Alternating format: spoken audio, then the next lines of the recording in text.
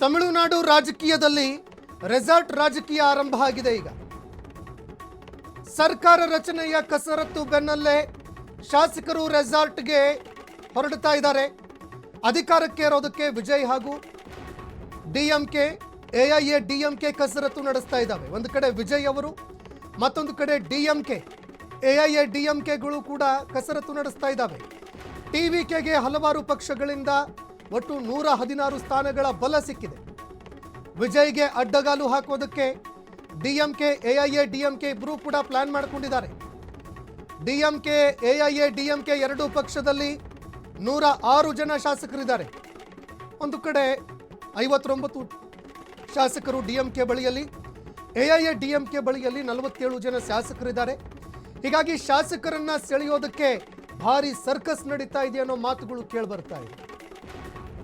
ಏನಾದ್ರಾಗ್ಲಿ ನಟ ವಿಜಯ್ ಅವರು ಮಾತ್ರ ಸರ್ಕಾರ ರಚನೆ ಮಾಡಬಾರ್ದು, ಅದನ್ನ ತಪ್ಪಿಸಬೇಕು ಅಂತ ಪ್ರಯತ್ನ ನಡೀತಾ ಇದೆ ಅನ್ನೋ ಮಾತುಗಳು ಕೇಳಿಬರ್ತಾ ಇದೆ. ಇನ್ನು ತಮ್ಮ ಶಾಸಕರನ್ನ ರಕ್ಷಣೆ ಮಾಡಿಕೊಳ್ಳೋದಕ್ಕೆ ನಾಯಕರು ಸರ್ಕಸ್ ನಡೆಸ್ತಾ ಇದ್ದಾರೆ. ಪುದುಚೇರಿ ರೆಸಾರ್ಟ್ ಅನ್ನ ಸೇರಿದ್ದಾರೆ 28 ಜನ ಎಐಎ ಡಿಎಂಕೆ ಶಾಸಕರು. ಒಟ್ಟು 47 ಜನ ಶಾಸಕರಲ್ಲಿ 28 ಜನ ಶಾಸಕರು ಮಾತ್ರ ರೆಸಾರ್ಟ್ಗೆ ಶಿಫ್ಟ್ ಆಗಿದ್ದಾರೆ. ಇನ್ನು ಉಳಿದಿರೋ 19 ಜನ ಎಐಎ ಡಿಎಂಕೆ ಶಾಸಕರು ಎಲ್ಲಿದ್ದಾರೆ ಅನ್ನೋದೇ ಇನ್ನೂ ನಿಗೂಢ. ಎಐಎ ಡಿಎಂಕೆ ಪಾಳಯದಲ್ಲಿ ಭಾರಿ ನಡುಕ ಶುರುವಾಗಿದೆ. ಈಗ ಟಿವಿಕೆ ಪರ ಇರುವಂತಹ ಎಐಎ ಡಿಎಂಕೆ ಶಾಸಕರು ಒಟ್ಟು 20 ಜನ ಕೊಠಡಿಯನ್ನ ಬುಕ್ಕಿಂಗ್ ಮಾಡಿದ್ದಾರೆ ಅನ್ನೋ ಮಾತುಗಳು ಕೇಳಿಬರುತ್ತಾ ಇದೆ. ಆಪರೇಷನ್ ಟಿವಿಕೆ ಭೀತಿಯಿಂದ ಶಾಸಕರು ರೆಸಾರ್ಟ್ಗೆ ಶಿಫ್ಟ್ ಆಗಿದ್ದಾರೆ ಅನ್ನೋ ಮಾತು ಕೇಳಿಬರ್ತಾ ಇದೆ. ಇನ್ನು ಇತ್ತ ಟಿವಿಕೆ ಸರ್ಕಾರಕ್ಕೆ ಬೆಂಬಲಿಸೋದಕ್ಕೆ ಎಐಎ ಡಿಎಂಕೆ ಒಲವು ಕೂಡ ತೋರಿದೆ. ಸರ್ಕಾರದಲ್ಲಿ ಭಾಗಿಯಾಗೋದಕ್ಕೆ ಎಐಎ ಡಿಎಂಕೆ ನಾಯಕರು ಇಂಗಿತ ಕೂಡ ವ್ಯಕ್ತಪಡಿಸಿದ್ದಾರೆ.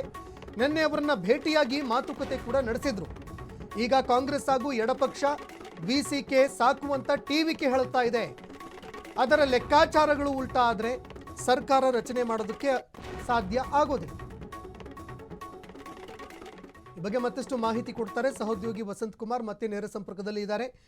ವಸಂತ್ ಕುಮಾರ್, ಈಗಾಗಲೇ ನಾವು ನೋಡ್ತಾ ಇದ್ದೀವಿ, ಒಂದು ಕಡೆ ರೆಸಾರ್ಟ್ ಪಾಲಿಟಿಕ್ಸ್ ಆರಂಭ ಆಗಿದೆ.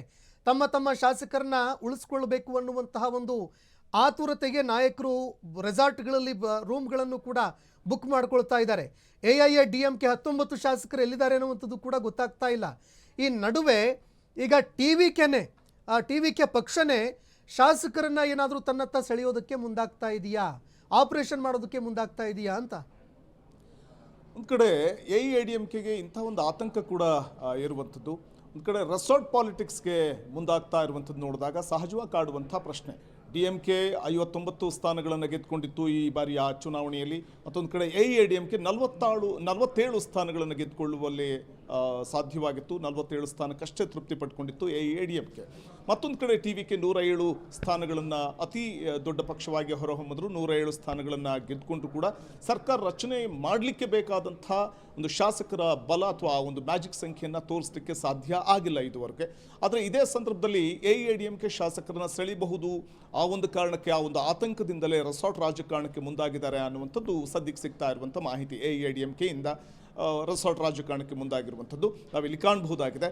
ಆದರೆ ಎಐಎಡಿಎಂಕೆಯಲ್ಲೇ ಒಂದು ಬಣ ನಾವು ಟಿವಿಕೆಗೆ ಬೆಂಬಲಿಸೋಣ ಅನ್ನುವಂಥ ಒಂದು ಅಭಿಪ್ರಾಯವನ್ನು ವ್ಯಕ್ತಪಡಿಸಿದೆ ಅನ್ನುವಂಥ ಒಂದು ಮಾಹಿತಿ ಕೂಡ ಲಭ್ಯವಾಗ್ತಾ ಇರುವಂಥದ್ದು. ಮತ್ತೊಂದು ಬಣ ಟಿವಿಕೆಗೆ ಬೆಂಬಲ ವ್ಯಕ್ತಪಡಿಸುವುದು ಬೇಡ ಅನ್ನುವಂಥ ಅಭಿಪ್ರಾಯಕ್ಕೂ ಕೂಡ ಬಂದಿರುವಂಥದ್ದು.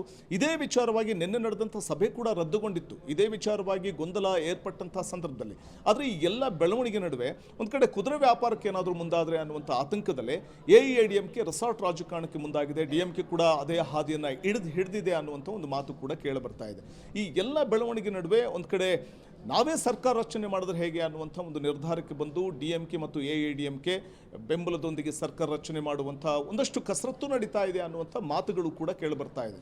ಆದರೆ ಫೈನಲಿ ನಾವು ನೋಡ್ತಾ ಹೋದ್ರೂ ಕೂಡ ಎಐಎಡಿಎಂಕೆ ರೆಸಾರ್ಟ್ ರಾಜಕಾರಣಕ್ಕೆ ಮುಂದಾಗಿರುವಂಥದ್ದು. ಟಿವಿಕೆ ಏನಾದರೂ ಕುದುರೆ ವ್ಯಾಪಾರಕ್ಕೆ ಮುಂದಾದರೆ ನಮ್ಮ ಶಾಸಕರನ್ನು ನಾವು ರಕ್ಷಣೆ ಮಾಡಿಕೊಳ್ಬೇಕು ಅನ್ನುವಂಥ ಒಂದು ನಿಟ್ಟಿನಲ್ಲಿ ಮುಂದಾಗಿದೆ ಎಐಎಡಿಎಂಕೆ ಅನ್ನುವಂಥ ಒಂದು ಮಾಹಿತಿ ಇದ್ದು, ಮತ್ತೊಂದು ಬಣ ಈಗಾಗಲೇ ರೆಸಾರ್ಟ್ ರಾಜಕಾರಣದಿಂದ ದೂರವೇ ಉಳಿದಿದೆ ಎಐಎಡಿಎಂಕೆಯ ಮತ್ತೊಂದು ಬಣ ಅನ್ನುವಂಥ ಮಾಹಿತಿ ಕೂಡ ಲಭ್ಯ ಆಗ್ತಾ ಇದೆ. ಸಂತೋಷ್, ಧನ್ಯವಾದಗಳು ವಸಂತ್ ನಿಮ್ಮೆಲ್ಲ ಮಾಹಿತಿಗೆ.